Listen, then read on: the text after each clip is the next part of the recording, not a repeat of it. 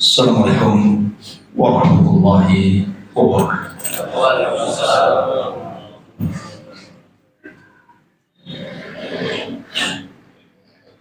Allahu Akbar,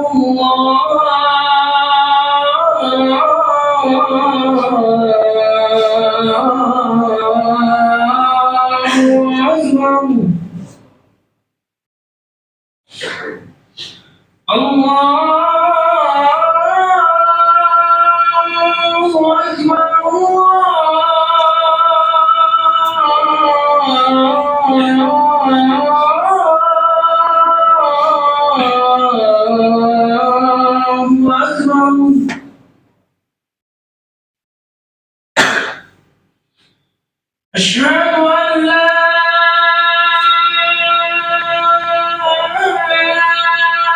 إله إلا الله.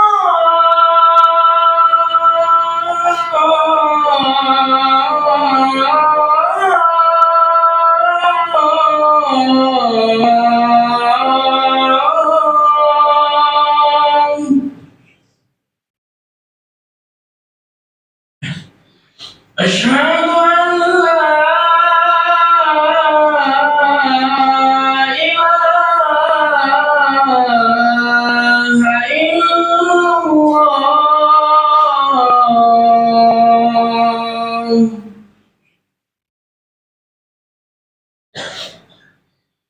أشهد أن محمدا رسول الله.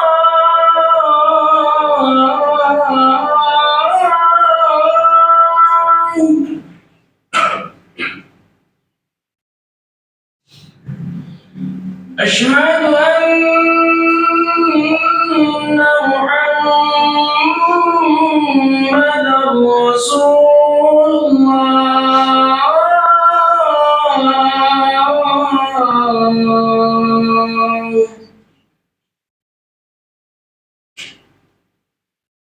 حي على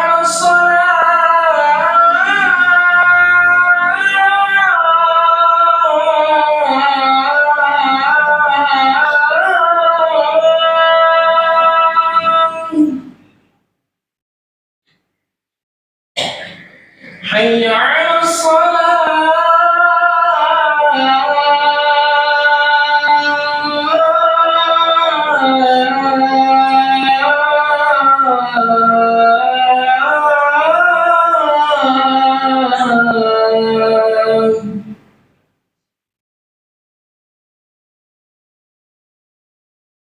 حي على الفلاح.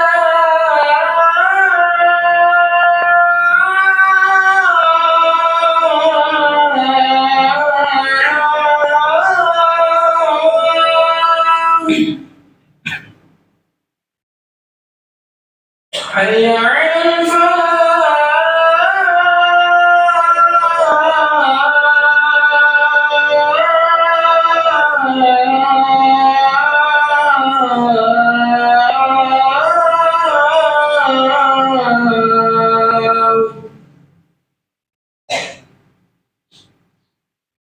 الله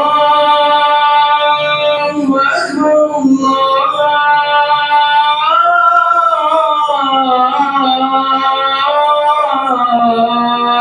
الله أكبر. لا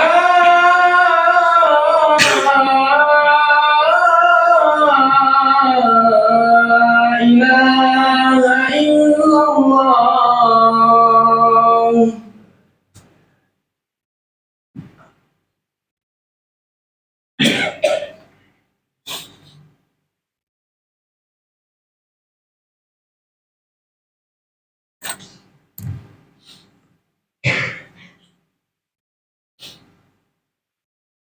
Alhamdulillah. Alhamdulillahilladzi hamdan katsiran tayyiban mubarakan fihi kama yuhibbu rabbuna wa yarda.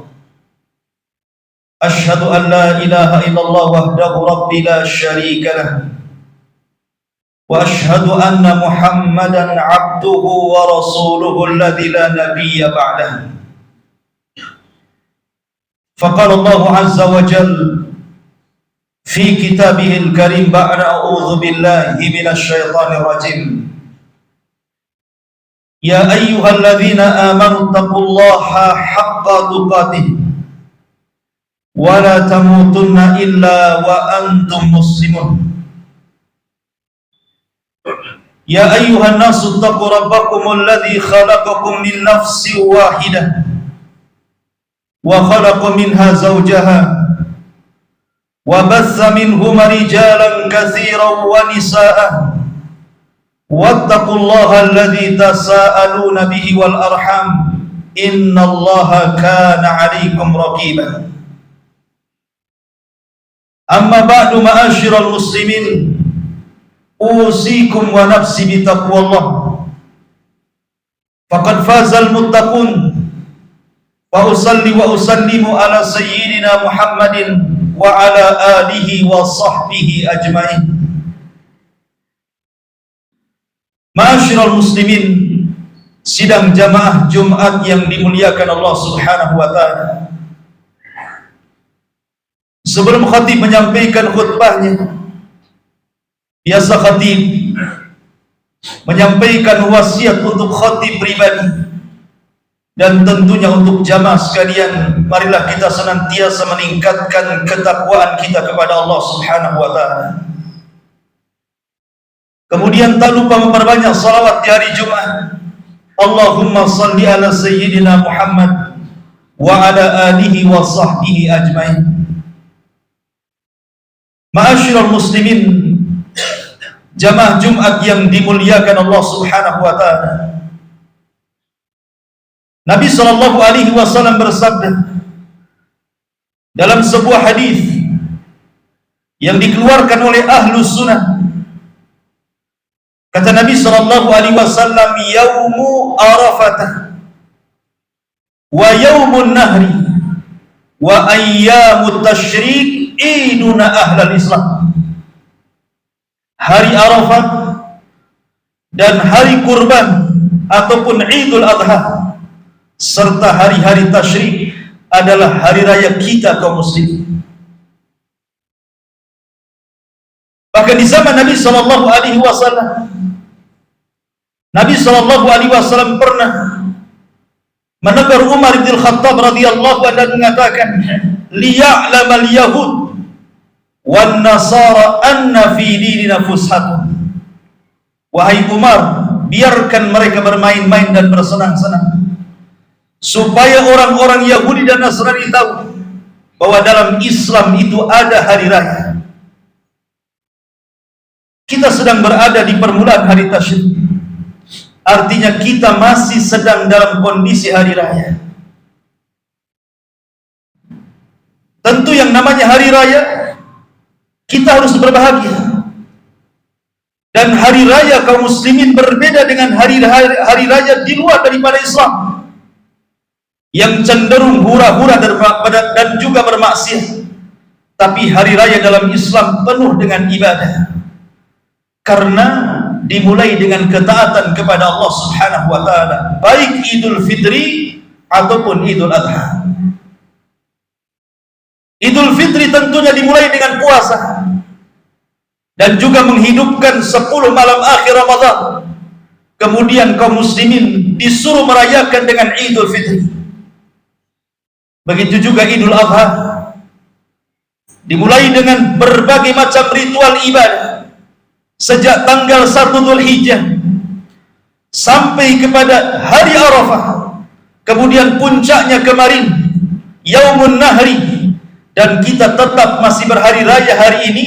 Tentu hari raya dalam rangka mentaati Allah Subhanahu wa taala, bukan dalam rangka bermaksiat kepada Allah Subhanahu wa taala. Kebahagiaan hari raya ini tentu ada dasarnya. Kenapa kita kaum muslimin wajib bergembira di hari raya, baik kemarin ataupun sekarang, besok ataupun lusa? Karena Idul Adha berbeda dengan Idul Fitri. Idul Fitri hanya 1 hari saja. Tapi Idul Adha 4 hari berturut-turut, dimulai tanggal 10 dan diakhiri sore sebelum maghrib tanggal 13 hari Tasyrik. Ya, kita harus bahagia, karena boleh jadi di antara kita, saya ataupun Anda semua, selama 10 awal bulan Dzulhijjah, ada di antara kita yang dimerdekakan oleh Allah Subhanahu wa taala dan dibebaskan dari api neraka. Sebagaimana Nabi SAW mengatakan, "Ma min yaumin aktsar min an yu'tikallahu 'abdan min yaumi Arafah." Tidak ada satupun hari di mana Allah Subhanahu wa taala banyak memerdekakan hamba-hambanya dari api neraka kecuali hari Arafah, dan memerdekakan hamba-hambanya tidak terfokus kepada orang-orang yang haji, tetapi juga umum bagi kita kaum muslimin dimanapun kita berada. Boleh juga lantaran sedekah kita di 10 awal bulan Dzulhijjah, kemudian kita dimerdekakan dari api neraka. Ataupun karena sholat kita, karena istighfar kita, karena doa kita, karena sholat kita, dan begitu seterusnya. Kita tidak ada yang tahu, sehingga kita patut berbahagia. Atau boleh juga kita berbahagia sebab selama 10 awal bulan Dzulhijjah mungkin doa-doa kita dikabulkan, karena Rasul mengatakan khairud doa yaumi Arafah, sebaik-baik doa adalah doa yang dipanjatkan pada hari Arafah tanggal 9 Dzulhijjah. Boleh jadi ketika tanggal 9 Dzulhijjah kemarin kita berdoa kepada Allah Subhanahu wa taala, meminta permintaan kita, kemudian Allah ijabah baik cepat ataupun lambat. Berbahagialah hari ini, boleh jadi di antara kita yang dikabulkan doa-doanya. Atau boleh jadi selama 10 awal bulan Dzulhijjah Allah Subhanahu wa taala memberikan pahala yang besar kepada kita, karena setiap orang yang beramal di permulaan bulan Dzulhijjah, kata Nabi SAW, sebanding dengan orang yang mati syahid dan orang yang menginfakkan seluruh hartanya. Ketika sahabat bertanya kepada Rasul dalam sebuah hadis yang dikeluarkan Imam Bukhari, Rasul, apakah orang yang beramal di 10 awal bulan Dzulhijjah itu sebanding dengan jihad? Rasul mengatakan tidak. Illa rajulan kharaja bi nafsihi wa mali wa lam yarji min dzalika bi syai'in. Walam yarji min dzalika bi syai'in, kecuali seorang laki-laki yang kedua membawa seluruh hartanya dan jiwanya, kemudian dia tidak pernah kembali ke rumahnya alias syahid, baru sebanding. Berbahagialah boleh jadi di antara kita keluar daripada 10 awal bulan Dzulhijjah sudah membawa pahala syahid di hadapan Allah Subhanahu wa taala. Atau boleh jadi di antara kita selama 10 awal bulan Dzulhijjah amalan-amalan kita diterima oleh Allah Subhanahu wa taala, sehingga menjadikan penyebab kita masuk ke dalam surga Allah Subhanahu wa taala. Ma'asyiral muslimin yang dimuliakan Allah Subhanahu wa taala, sidang jamaah Jumat Masjid Al-Fajri rahimani wa rahimakumullah. Tentu hari Tasyrik masih mengingatkan kita kepada sebuah kisah yang menarik yang disebutkan di dalam Al-Quran kan? Kisah penyembelihan Ibrahim terhadap putranya Ismail. Karena penyembelihan kurban itu bukan hanya tanggal 10, tapi berlaku kepada tanggal 11, tanggal 12, dan tanggal 13. Artinya ada 3 hari dari hari ini kita boleh menyembelih hewan kurban. Bagi yang kemarin tidak sempat menyembelih tanggal 10, Anda bisa menyembelih hari ini, Anda bisa menyembelih besok, dan Anda bisa menyembelih lusa pada tanggal 13 dan berakhir sebelum terbenam matahari di sore hari tanggal 13 Tasyrik. Ini kesempatan besar. Ma'asyiral muslimin yang dimuliakan Allah Subhanahu wa taala. Allah Subhanahu wa taala berfirman, "Wattakhadallahu Ibrahim khalila." Dan Allah Subhanahu wa taala telah mengambil Ibrahim sebagai kekasihnya. Tentu gelar kekasih bagi Ibrahim, kekasih Allah Subhanahu wa taala, tidak didapat begitu saja. Tetapi Ibrahim alaihi salatu wassalam mendapatkan gelar kekasih Allah itu karena beliau mampu melewati segala ujian dan cobaan yang Allah subhanahu wa ta'ala berikan kepada dia, dan dia senantiasa menambatkan hati kepada Allah subhanahu wa ta'ala. Ujian besar pernah dilewati Ibrahim, dilempar ke dalam api neraka, dilempar ke dalam api yang berkobar-kobar karena mempertahankan tauhid.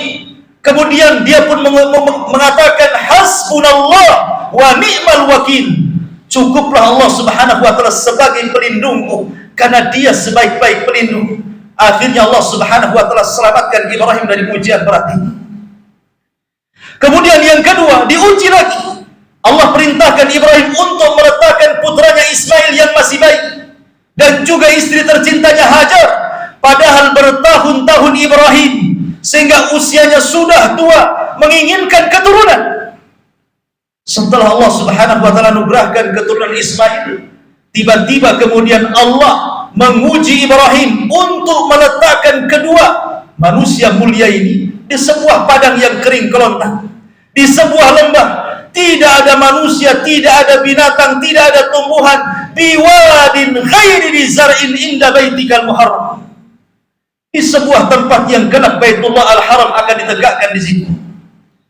Sehingga ketika Hajar merasa akan dibuang oleh Ibrahim, dia pun bertanya-tanya kenapa Ibrahim meletakkan dia begitu saja, dan mengatakan ila aina tadhhab ya Ibrahim, hendak pergi kemana engkau Ibrahim? Tapi Ibrahim dilarang untuk melihat, dilarang untuk menjawab, sehingga Hajar paham ini bukan kebiasaan suami tercintanya, dan dia yakin ini sebuah wahyu, sehingga dia mengatakan apakah ini perintah Allah wahai suamiku? Jika iya, kemudian Hajar mengatakan satu kalimat yang merupakan bentuk tawakal dia kepada Allah azza wa jalla, idzan la yudayyi'un Allah, kalau begitu pergilah, Allah tidak mungkin menyia-nyiakan kami di sini. Ini ujian berat. Tapi ujian yang lebih berat daripada itu bukan dilemparnya Ibrahim ke dalam api, bukan pula Ibrahim diperintahkan untuk melantarkan anak istrinya karena sebuah perintah, tapi lebih daripada itu, Ibrahim dimimpikan oleh Allah subhanahu wa ta'ala, dan mimpinya seorang nabi wahyu. Dalam mimpinya dia disuruh menyembelih putranya. Siapa yang bisa menyembelih putranya? Tidak ada orang tua yang tega menyembelih putranya. Tapi bagaimana ujian ini harus dilewati, sehingga 15 tahun lamanya Ibrahim juga tidak pernah berjumpa dengan Ismail. Tiba-tiba kemudian dia pun diperintahkan Allah subhanahu wa ta'ala untuk melihat putranya yang sudah 15 tahun tidak pernah ketemu. Tiba-tiba saat bertemu, Ibrahim diperintahkan untuk menyembelih putranya. Datanglah Ibrahim kepada Ismail dan mengatakan, wahai anakku, inni ara fil manami anni adbahuka fanzur madza tara. Wahai anakku, semalam ayahmu bermimpi sedang menyembelih dirimu, bagaimana pendapatmu? Tapi Ismail adalah putra yang saleh, berbakti kepada orang tuanya. Dengan tegas dan tanpa ada keraguan, dia mengatakan, ya abatif al-ma tu'mar satajiduni insyaallahu minas sabirin. Wahai ayahku, jika ini perintah Allah, Allah tidak katakan masyita, jika kehendakmu, tetapi Allah mengatakan jika ini kehendak Allah, bukan kehendak Ibrahim. Maka Ismail mengatakan, lakukan saja, dan engkau akan mendapati jika Allah berkehendak, anakmu termasuk anak yang salah. Akhirnya Allah katakan, falamma aslama wa tallahu lil jabin faqulna ayya Ibrahim an saddaqta ru'ya. Ketika kemudian Ibrahim sudah menyembelih, kemudian pisau itu menjadi tumpul dan tidak bisa melukai Ismail, menunjukkan kecintaan Ibrahim itu bulat kepada Allah, melebihi kecintaan anak dan istrinya, sehingga Allah katakan dari langit, ayya Ibrahim qad saddaqta ru'ya, wahai Ibrahim, kau sudah membenarkan mimpi. Maka disitulah Allah subhanahu wa ta'ala katakan, wa fadainahu bidzibhin adzim wa tarakna alaihi fil akhirin. Kami ganti Ismail dengan kambing yang sangat besar, dan ini akan jadi cerita bagi orang-orang setelahnya. Ma'asyiral muslimin, sidang jamaah Jumat yang dimuliakan Allah Subhanahu wa taala. Tentu kisah Ibrahim ini menjadi sebuah syariat. Syariat bagi syariat Ibrahim dan juga syariat bagi syariat Nabi kita Muhammad sallallahu alaihi wasallam tentang disyariatkannya menyembelih kurban. Tetapi menyembelih kurban itu kecil. Hanya bisa dilihat dengan kiloan daging kemudian dibagi-bagi. Walaupun kecil betapa beratnya manusia untuk melakukannya. Tapi lebih daripada itu bukan pengorbanan seekor kambing, seekor sapi ataupun unta. Tapi lebih daripada itu adalah mengambil pelajaran. Kenapa mesti kita berkorban? Ada apa di balik kurban? Apa rahasianya? Apa hikmahnya? Itu yang harusnya kita mendapatkan hikmah dan pelajaran dari kurban itu sendiri. Karena kurban itu hanya membeli hewan kemudian disembelih selesai. Dan diniatkan karena Allah Subhanahu wa taala. Tapi apa hasil pengorbanan yang kita korbankan itu? Ma'asyiral muslimin, aqulu qauli hadza wastaghfiru innahu huwal ghafurur rahim.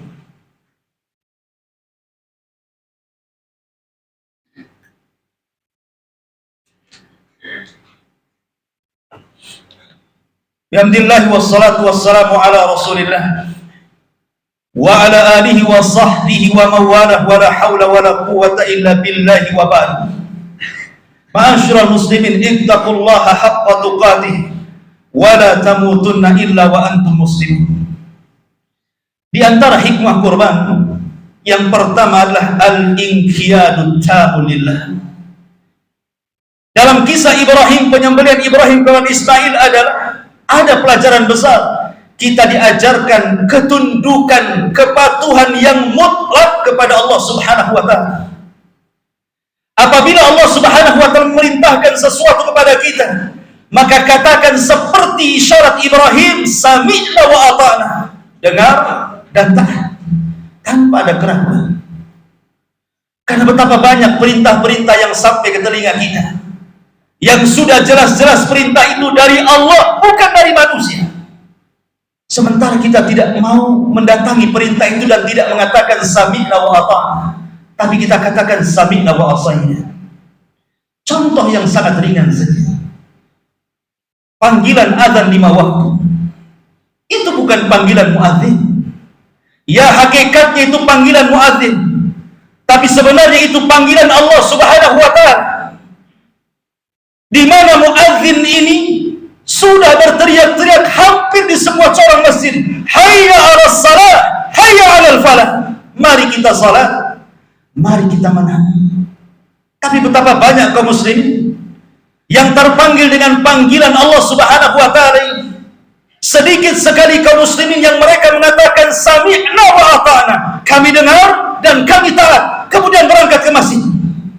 Tapi kebanyakan mereka sami'na wa ata'na, kami dengar kemudian maksiat, seolah-olah panggilan azan bukan panggilan dari Allah, tapi panggilan dari muadzin, sehingga masuk ke telinga kanan, keluar ke telinga kiri, seolah-olah tidak ada sama sekali keinggian, ketundukan kita kepada Allah Subhanahu wa taala. Pada setiap tahun kita mengadakan ibadah kurban.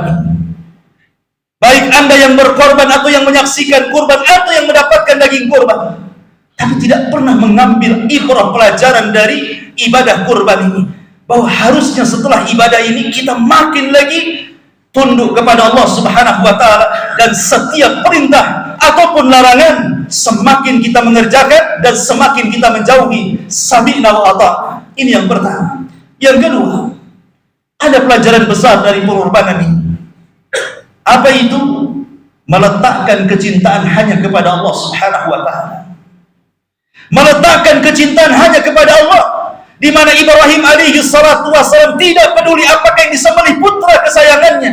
Padahal ketika itu Ibrahim tidak memiliki putra kecuali satu, Ismail. Belum lahir pun Ishak, dan dia sudah tua dan dia menghendaki keturunan. Tapi karena kecintaan dia kepada Allah, dia harus lebihkan dibandingkan kecintaan kepada keluarganya, hatta kepada anak-anaknya. Dia tetap mengikuti perintah Allah Subhanahu wa taala. Dan harusnya juga kita sama. Kita harus meletakkan kecintaan kepada Allah dan Rasulnya lebih dibandingkan kecintaan kepada dunia. Kata Nabi SAW, salasun, ada 3 perkara. Idza wajada fihinna wajada halawatal iman. Kalau kita mendapatkannya, maka Anda akan merasakan manisnya iman.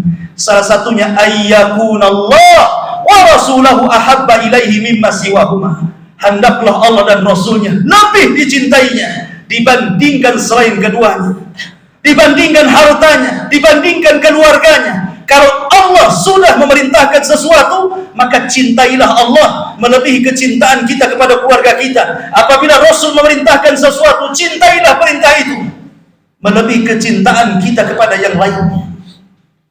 Dan yang terakhir adalah bagaimana sikap Ismail yang taat kepada Allah dan Rasulnya, taat kepada Allah dan ayahnya selaku nabi. Dan ini ciri-ciri anak yang berbakti kepada orang tua. Setelah ketaatan kepada Allah, taatlah kepada orang tua. Seorang laki-laki datang dari Yaman, ingin bergabung jihad ke Madinah. Di zaman Nabi SAW, dia berjalan kaki 1 bulan dari Sana'a sampai ke Madinah. Sesampainya di Madinah, dia datang kepada Nabi SAW dan katakan, "Ya Rasul, libatkan aku dalam jihad." Kata Nabi SAW, "Ahayyul walidayya?" Masih hidup kedua orang tua. Lihat bagaimana Nabi SAW menjawab tidak sebagaimana pertanyaan. Orang ini mengatakan, "Rasul, saya ingin jihad." Harusnya Rasul bertanya, "Apakah kau bisa menombak? Apakah kau bisa memanah? Apakah kau bisa berperang? Apakah kau bisa naik kuda?" Harusnya ditanyakan skill jihad. Tapi itu tidak ditanyakan Rasul. Nabi hanya mengatakan, "Apakah orang tua masih hidup?" Dia mengatakan, "Ya, masih hidup Rasul." Mereka berdua menangis saat kutinggalkan. Maka Rasul mengatakan, "Farji' fa fihi ma fajahid." Pulang, berjihadlah untuk kedua orang tuamu. Buat mereka tertawa sebagaimana engkau sudah membuat mereka menangis. Ma'asyiral muslimin yang dimuliakan Allah Azza wa Jalla, jika orang tua kita masih hidup, berbuat baiklah kepada mereka, karena mereka adalah surga kita dan neraka kita. Jika mereka sudah meninggal, maka perbanyaklah kirim pahala dengan bersedekah, berdoa, dan terus meminta kepada Allah agar keduanya diselamatkan. Jadilah anak yang bisa menjadikan syafaat bagi kedua orang tuanya. Jangan jadi pula anak yang menjadi jembatan, justru memasukkan kita dan orang tua kita ke dalam api neraka. Na'udzubillah, summa na'udzubillah. Inilah di antara hikmah kurban, dan banyak lagi. Ini hanya sebagian kecil. Tapi yang ingin saya katakan bahwa kita sekarang berada di hari tasyrik. Hari tasyrik itu banyak amal-amalan yang harus kita lakukan.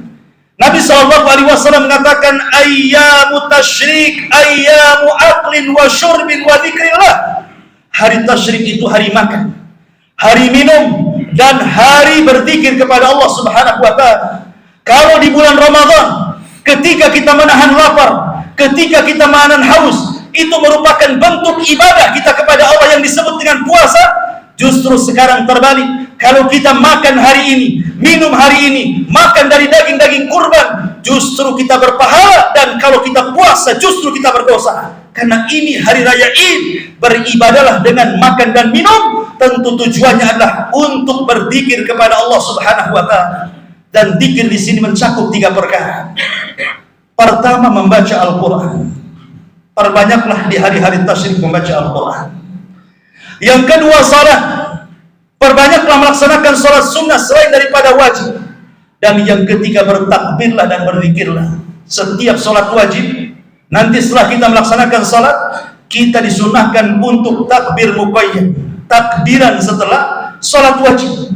Dan takbir mutlak di manapun, tetapi takbir muqayyad dilakukan setelah salat wajib 5 waktu selama 3 hari berturut-turut. Innallaha wa malaikatahu yusalluna 'alan nabi. Ya ayyuhalladzina amanu sallu 'alaihi wa sallimu taslima. Allahumma ighfir lil muslimina wal muslimat wal mu'minina wal mu'minat al ahya'i minhum wal amwat innahu qaribun mujibud da'wat qadiyal hajat. Allahumma ij'al 'idana idan sa'idan. Allahumma ij'al idana idan sa'idan. Allahumma ij'al idana idan sa'idan. Allahumma ij'alna min hadzal yaum min khairihi wa khairi ma fihi wa na'udzubika min syarrihi wa syarri ma fihi. Allahumma inna nas'aluka al-huda wat-tuqa wal-afafa wal-ghina. Allahumma inna nas'aluka al-jannah wa ma qarraba ilayha min qawli wa amal. Wa na'udzubika minan nar. Wa na'udzubika minan nar. Rabbana la tuzigh qulubana ba'da idh hadaitana wa hab lana min ladunka rahmatan innaka antal wahhab. Rabbana atina fid dunya hasanah wa fil akhirati hasanah wa qina adzabannar. Wa sallallahu ala sayyidina Muhammadin wa ala alihi wa sahbihi ajmain. Ibadallah, innallaha ya'muru bil adli wal ihsan wa ita'i dzil qurba wa yanha 'anil fahsya'i wal munkari wal baghi ya'idukum la'allakum tadhakkarun. Qumu lis salatil jum'ah rahimakumullah.